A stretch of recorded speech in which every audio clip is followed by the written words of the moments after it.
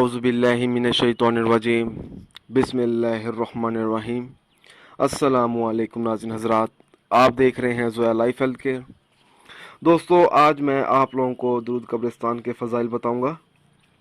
दरूद कब्रिस्तान एक ऐसा दरूद है, अगर कोई शख्स अपने फ़ौत शुदा वालिदैन, दोस्त, भाई बहन, अजीज़ व करीब की मग़फ़रत के लिए इस दरूद पाक को पढ़ता है तो फ़ौत शुदा भाई बहनों को, वालिदैन को बहुत फ़ायदा पहुंचता है।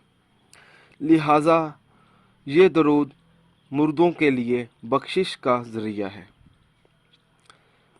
इसलिए अगर कोई शख्स ये चाहता है कि इसके फ़ौत शुदा माँ बाप, अजीज़ व करीब, भाई बहन, दोस्त बख्शे जाएं, यानी अल्लाह ताला उनके तमाम गुनाह माफ़ कर दें, तो उस शख्स को चाहिए कि 41 रोज़ माँ बाप की कब्रों पर जाकर या अजीज़ व करीब की कब्रों पर जाकर इस दरूद को रोज़ाना सुबह के वक़्त 41 मरतबा पढ़े और अल्लाह ताला के हजूर इनकी मग़फ़रत की दुआ मांगे।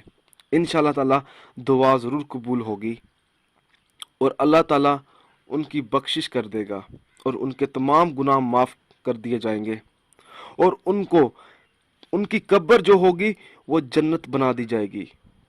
इस दुरूद पाक का सबसे बड़ा फ़ायदा ये है कि कब्रिस्तान में पढ़ने से रूहों को अजाब से निजात मिलती है।